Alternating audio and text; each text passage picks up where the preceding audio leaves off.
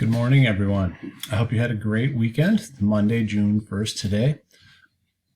So we made it. We are in the last week of school.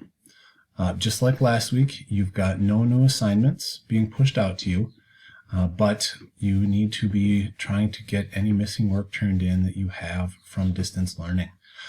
If you are feeling overwhelmed, please reach out for help. I will be having help sessions Monday, Tuesday, and Wednesday this week from 1:30 to 3 o'clock. The meeting code is going to be the same, Sexton Science Help, all lowercase on the screen here. But as I was going to say, if you are feeling overwhelmed, just start checking off some assignments. Just pick one out that sounds reasonable. Do that one first to get you going. 7th graders, please focus on those summative assessments first. I went through those in Friday's video. 6th graders, any assignment you do is going to help your grades. So please make sure you are working on just finding the ones that are missing and getting them turned in. You've got 3 days, okay? So get as much done as you can. I hope you have a great day. It's going to be nice and toasty the next few days.